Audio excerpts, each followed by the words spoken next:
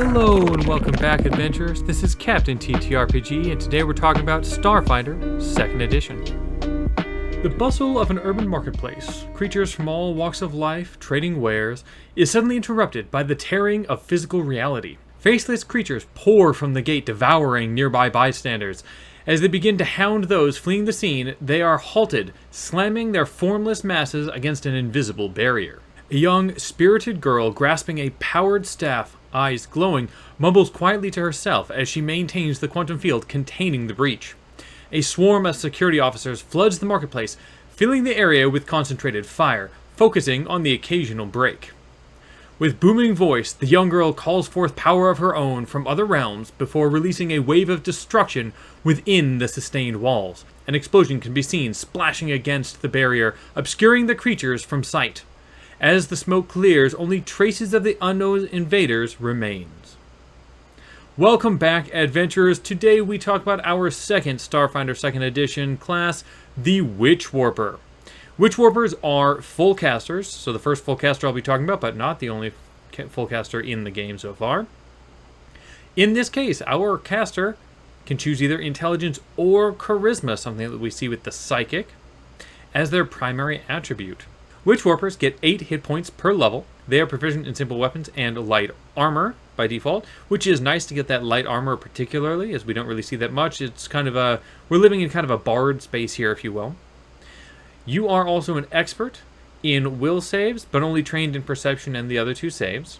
Given that you can choose either intelligence or charisma, it means you could be face of the party, you could be the one that's dealing with all of the knowledge skills, you could be a crafter, you could be deep into computers.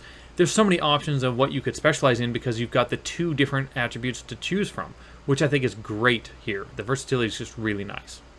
The Witchwarper has 4 key level 1 features and several important terms we need to discuss to understand really how you play a Witchwarper, because it's more than just being a full caster, which is already a lot on its own. The first feature, that is the easy one to explain, is the spellcasting itself. And yes, that is the easy one. Now, I have a whole video on how spellcasting works, and it does apply here because we are talking about a spontaneous caster. So, I will link that in the description if you want to check out the spontaneous caster details and just spellcasting in general. Being a spontaneous caster, though, you will get a repertoire of spells. You have a certain number of spells at every spell level, and you can use any of those spells to use with any spell slots you have for that level. But the challenge with this is, let's say I've got some level 1 spell, Fear, let's take, and if you upcast Fear to 3rd level, then great, it hits way more targets. But if I want to be able to upcast it, I actually have to use one of my spells known at that level, at 3rd level, to be Fear. Unless, starting at level 3, you can choose signature spells that you can upcast freely. So if I make Fear my signature spell, now I can upcast it. So here's some things about spontaneous casting. You can use any of that level spells for any of the spell slots, which is great, but there is some problems with heightening spells occasionally. You are going to get 5 cantrips, and then you're going to get spells added from your subclass as well, cantrips as well as spells at each spell level, or most spell levels, not necessarily every spell level, but you will get them added depending on what subclass you take. And you can swap spells whenever you level up.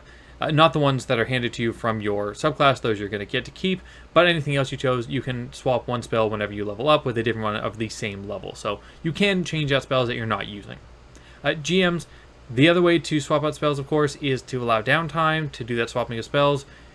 You know, make it fit within the way that your game is built. Sometimes the downtimes are relatively small, it'll only be 5-6 hours before the next day where you have to go right away again. You might want to just offer it up, especially if they're finding they've got spells they never use, because that's just not very much fun. Here you can see the chart for the spell slots, how many you get at each level, how they go up. Very standard spellcasting here, so nothing really to talk about. I just wanted to show it on screen. While spellcasting is never the easiest to understand, I don't want to go too deep here. Let's jump into the unique things for the class, starting with Quantum Field. Your quantum field is a 20-foot burst within 100 feet that you create using the action Warp Reality. This is a persistent field that you can sustain each round up to a minute. When you create it, you decide which creatures inside are affected by it. When it's active, you can use an action with the anchoring trait, which is the special trait used by this class, which will sustain it for you. So if you use any sort of feat with the anchoring trait, it'll sustain your field where it's at. You can also sustain it by using the sustain action, which is one action. If you use the sustain action, then you also get to move your field, if you wish, to another location within 100 feet of you. So this is a good way for you to move it around, but you don't get to do that if you're just using something that has the anchoring trait. What the field actually does, though, is decided more by your subclass, your paradox. So right now it's creating a field. I know that that's going to apply to a lot of feats you take and to your subclass, but it's just the area that matters for now. Also, you get a free action when you roll initiative that lets you warp reality, and you can see it here. This is very important for setting up your field to kick off so you don't have to use an action at the beginning of every combat in order to do it, right? Something we see like with barbarians going to rage nowadays. So I brought up the subclass, the paradox, but what do these actually give us? Well, a paradox is going to give us first a spell tradition, because there are two available here, arcane and occult. The next is a trained skill, which of course if you're already trained you can switch out. Then there are the spells we add to our repertoire for free. They don't count against the other spells we get to have. They're just free ones added on top. However, we can't swap them out. They are ours to keep and they're stuck with us. And then there's an initial focus spell we get. And then there's two higher level focus spells we can get by taking feats at levels 8 and 10. Finally, there's the certain way that our quantum field works based on what subclass we took. It does also provide a prerequisite for, as far as I can tell, just a single feat at level 2, but it is provided for feats for future use as well, I'm sure. There are 4 paradoxes, and we will get to them in a bit. Closely related, and kind of a second smaller part of your build your own kind of subclass thing, are the anchors. There are 3. This is what kind of ties you to reality, if you will, like you're using it as an anchor to keep you contained within reality. They are going to provide a benefit, which is a passive, sometimes active bonus, but it is a benefit that you simply have going all the time, and then an effect that happens when you anchor or sustain your field. This is something that happens along with it, right? So whenever you sustain your field, use an anchoring trait, this happens within the quantum field as well. As for higher level unique features, we have Isolated Spell Matrix at level 3. This is a single action spell shape. If your next action is to cast a spell with a range, then you change the range to 100 feet, but it can only affect creatures in the area inside your quantum field and doesn't extend beyond it. So if you have this big AoE you want to drop and you are, say, 60 feet from the center of your field, but it only has a 30-foot range, boom, you can cast this. Now you can target in your field, drop basically a massive AoE bomb in your field, but it's contained within, which means any allies sitting outside or any creatures outside will be completely unaffected. And that would be all of our unique features, except something of note is at level 19, the radius, because remember you've got a 20-foot burst, right? The radius of your quantum field increases to 100 feet at level 19. So basically, the entire battlefield is your quantum field, which is crazy. And now that we've talked through all the features, let's talk our subclasses.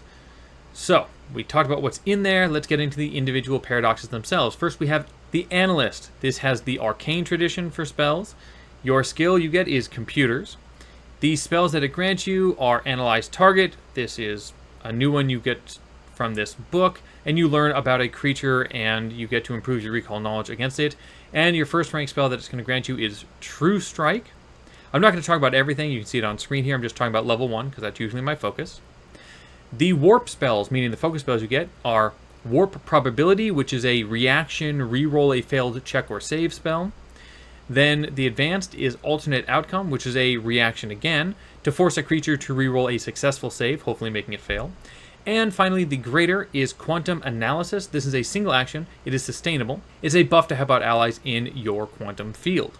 Then there's the effects you have on the quantum field itself. So with your quantum field, when you seek or recall knowledge in the field, you get to use the result against 2 related creatures rather than 1.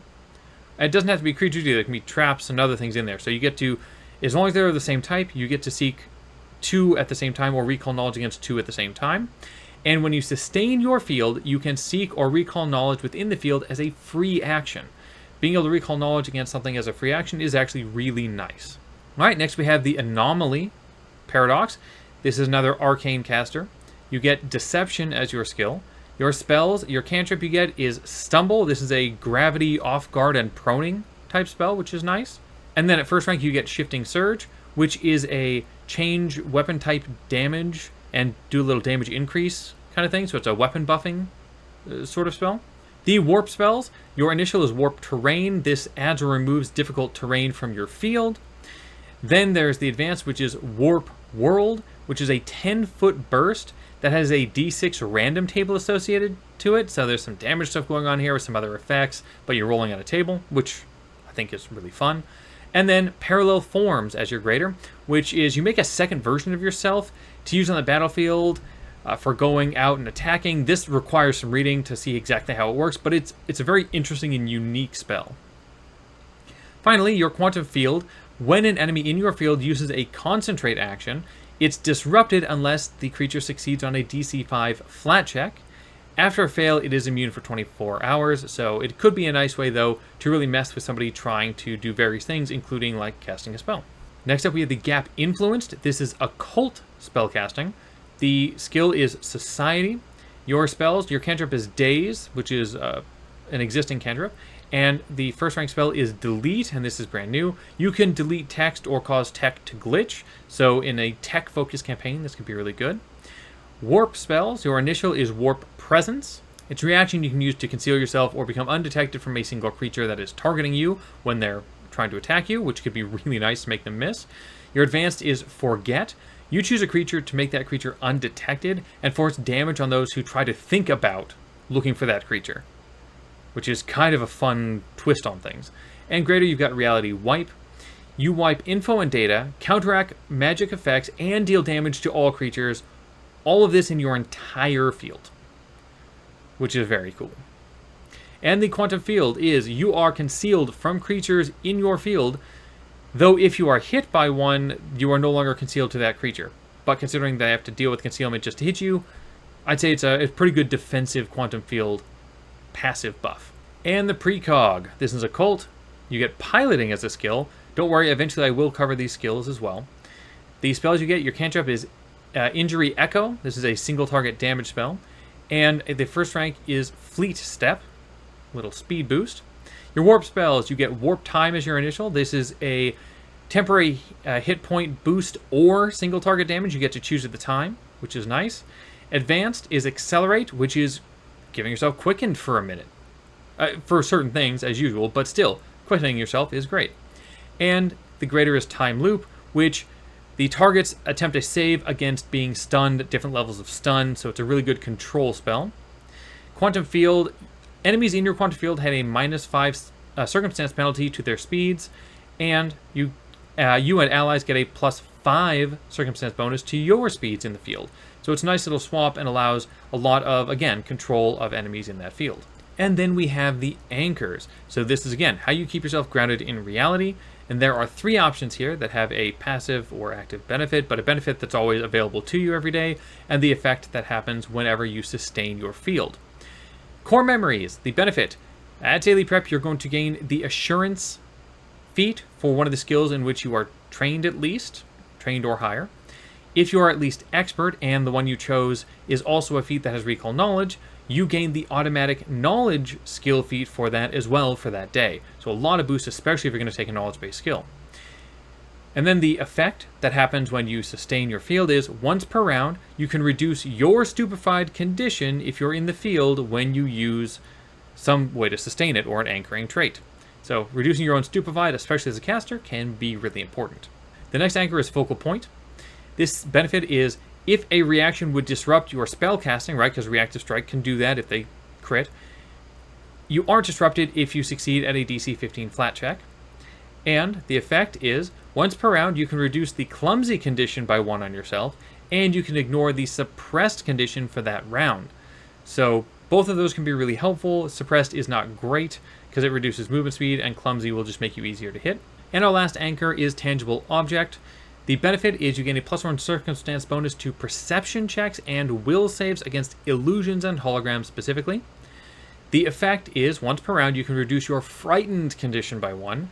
If you aren't frightened, however, you gain a +1 circumstance bonus to will saves against any action that can cause fear, and a +2 against attempts to demoralize you, which is really great considering fear is very common. Hopefully that gives you a good idea of the different playstyles available to the Witchwarper and all the different options you have. Keep in mind, right, any anchor can tie with any paradox. What we're going to run through now are the level 1 feats and a few higher level feats to give you an idea of the types of feats available to the Witchwarper itself. Starting off with Anchoring Strike. This is level 1 action. It is a Flourish and Fortune trait action. You strike, and if you critically succeed on the strike, not only does it gain the Anchoring trait, meaning it'll sustain your field, but if you wish, you can reroll the damage dice, and you have to take the new roll, but at least you can roll up if you got terrible rolls on your damage. On a regular success, it still gains the Anchoring trait, which is great. Again, you want to be able to sustain, but this only happens if you either succeed or crit succeed on your strike. Debris Zone. Level 1 action. It has the Anchoring trait on it. Your quantum field becomes difficult terrain. A straight-up control feat.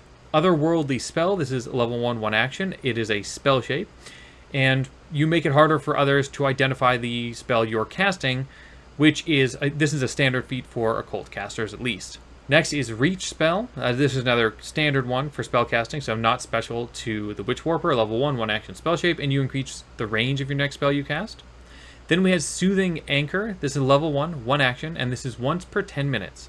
If your last action was to sustain your field, or using some sort of feat that had an anchoring trait that did sustain it, you can also now, for this action, gain temporary hit points equal to your level for 1 round. Then we have Widen Spell, another standard caster one, level 1 action spell shape, and it increases the size of your AoEs you're going to use, which can be nice if you're dropping 1 in your field. When we look up at higher levels, Quantum Recycle, this is level 4, a reaction. If your last action was to cast a spell using a spell slot of level 2 or higher, you regain an expended spell slot of at least 1 level lower than what you just used. So if you used an 8th level, you can get back a 7th level slot, which is huge, actually. The higher level you are, like, the more valuable this really is. But it's only once per day. Next, we have Quantum Entanglement at level 8. This is 1 action, has the Anchoring trait. You force any creature that starts its turn in your field to have to make a will save, and if they fail, they cannot leave your field. So they're just stuck in it. If they succeed, they become immune for 24 hours, though. But still, if you want to contain things, this is how you do it. And Complete Transposition. This is level 18. When you spend an action to sustain your field, so no anchoring, this is specifically sustaining with an action, and you move it, you can bring along creatures of your choice, any number, within the field, depositing them anywhere you want in the new field. The only thing they get is a will save against your spell DC to try to resist it. Otherwise, just drop them where you want. Pile them all up and drop pain on their head with your next action.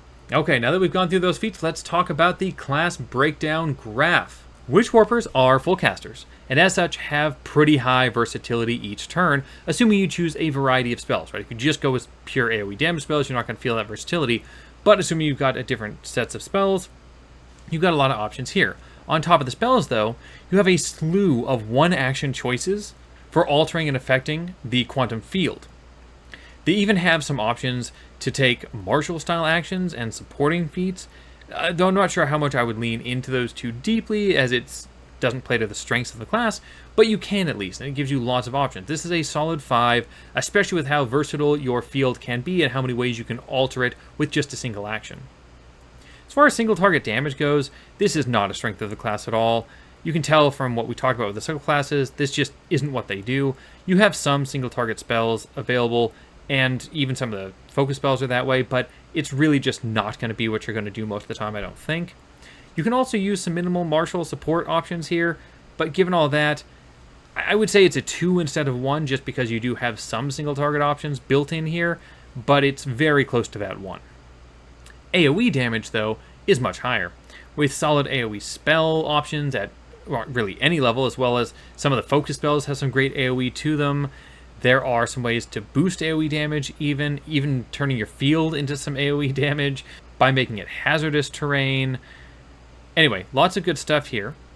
However, I'd say that looking at what most of the field does isn't really about AoE damage, so I'm going to give it a 4 and not a 5, and that's because we'll get to where the 5 exists. However, that's not support. While support is a strength, we are a caster, we've got some great options for support, but we're either choosing Arcane or we're choosing Occult. Neither of those is the strongest support option, right? Those are generally your Divine and Primal. But it's still solid. In fact, some of what we've got built into the subclasses are also good options for support, and there are some feats that help with your allies as well. So it can be used as a support class, but I'm only going to give it a 3 rather than a 4, because I do think that a lot of other types of casters are much better at support than the Witchwarper is. Instead, I'd suggest you build for control. Yes, between the operation of your field and the many ways you control that, like, you know, we saw many of those just built into subclasses, and there's a whole lot more feats to do even more of that. You've got Occult and Arcane Casting. Well, both of these are really strong for control. This is your happy place. Plenty of subclasses and feats really focus on this. Your spells are going to focus on this. This is a solid 5. You, plus a soldier, would just control everything on the battlefield in a horrifying way, and really just shutting down enemies turn after turn while you slowly beat them down. And finally, we have sustainability. With 8 hit points per level and access to light armor, you are doing better than your average caster, like your 6 hit points, no armor caster. So it lives in kind of like that bard space. Not maxing dex, because it isn't the primary ability score, it does hurt your AC a little bit, but you probably do want to have some decent dex on here. So because it doesn't require anything else to be high other than your primary attribute, yeah, you can take some decent AC here. Either way, it's better than, you know, what we see out of like standard caster, making it okay. I'm going to give it a 3. I do think you can feel like you'd be in a decent place here with keeping yourself alive. Again, even part of your field is survivability. So there are some more ways besides what normal casters get.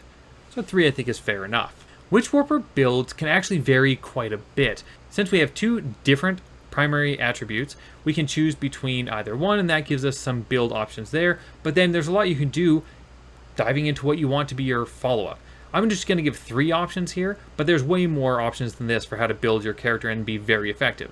First, let's go with the charisma side of things. So high charisma, high dex, with some con and wisdom in this case. Wisdom could be swapped out, I think, for anything. You want the con for some hit points, and the dex again for your AC. This will give you a solid defense. You've got some good options to be the face of the party. If you want to get into martial combat a little bit with your dex, you potentially could, although I don't recommend it. You could. I think this is a nice way to run that face of the party side of things, while of course still going full focus on your spell casting. The other side of that, of course, is going int as your primary with same kind of basic setup beyond that. This is for your skill monkey build. This is for leaning into recall knowledge. This is for crafting. This is for being that accessory to the party when you've got a lot of downtime, or you're trying to just understand the fight better, but you're no face of the party. Unless you want to go with the third option here, which is a combo build. I put int at the top, but you could easily swap for charisma. This is where you're saying, all right, I'm going to drop some of my AC, I'm going to make sure I stay far away from combat, but I really want to go solidly into my int and my charisma, because I want to be both the skill monkey and the face of the party while being a full caster. Very cool way to do that. So I think this is a fun way. Just be careful, because you're going to be a little more susceptible to getting crit. When we look at building a level 1 character that's easy enough to play as like a first try for the Witchwarper, we can look at all the subclasses. I think that the precog is actually the easiest to understand. The focus spells aren't very difficult to understand at all, and the field effect is very easy. The penalty to speeds for your enemies, the boost to speeds for your allies is a very simple thing to manage and understand. Then we've got tangible object as an anchor. While the benefit's not going to come up much, because unless you're going against a lot of holograms and illusions, it's really not going to matter a lot. Being able to reduce frighten, which does come up a lot, is very nice, and just having a resistance to these mental effects is also a huge plus. So keep that in mind. It's not the most powerful, but none of the anchors are blowing my mind anyway. So what does that level 1 build really look like? Well, I still think you should take a weapon, but I'm going to stay out of combat as much as I can with this build. I'm just going to take a laser pistol. Nice and basic, simple weapon that you can still take some shots if you want to. As far as armor, I'm going to go with the micro cord armor. This is a +2 with a +3 from Dex Max, but it does require strength +1, which is why I'm going to go with 4 charisma, 3 Dex, 1 con, and 1 strength here. Even though I didn't suggest that build, I'm going to do it here just to show a different angle you can take with your attribute scores. And finally, our feat is Debris Zone. This makes your entire field difficult terrain for your enemies, which that, with their reduction to speeds, means this is going to be very hard for them. Alright, let's go ahead and dive in here to a Witchwarper gameplay example. Charles the Witchwarper and Vorn the Soldier are storming the headquarters of a local robotics manufacturer that has secretly been opening gates to distant dimensions. They enter the first room to find it protected by some of the very creatures they feared were being allowed in. The creatures immediately take notice of the intruders and initiative is rolled. Due to the quantum pulse, Charles is able to warp reality as a free action as he rolls initiative, catching most of the creatures in the area. Vorn is actually the first to go and rushes up to the one creature not caught in the quantum field, before taking a swing, dealing solid damage, and deciding to attempt to trip the creature rather than try to deal damage again, but unfortunately the trip fails. One of the creatures in the field then takes its turn. Due to Charles being a precog, it has a reduced speed. It manages to leave the area, but it takes all 3 actions to reach Vorn. Charles is now up. With 3 creatures still in the field, Charles starts by using Debris Zone. This sustains the field for another round and makes it difficult terrain before casting Grim Tendril, flinging tendrils in a straight line forward, and they smack creatures. The tendrils strike down 2 of the creatures, leaving 3 alive. The remaining creatures take their turns. The first is in the field and struggles to leave the field. With relatively low speeds, it can only manage 2 squares per stride. It manages to leave the field, but only just. The other, already near death, takes 2 strikes, dealing damage once for 5 damage, biting wildly, then steps away, staying out of the field. This brings us back to Vorn, who steps, then uses an area attack, taking out both nearby creatures, with only 1 left to go. Charles quickly sustains the field, allowing him to move it over himself and giving a boost to resistance to fear effects. Vorn and the last creature are also in the field. He then strides to give himself distance with a 5-foot move speed bonus. Finally, he targets this last creature and speeds up time using the focus spell Warp Time.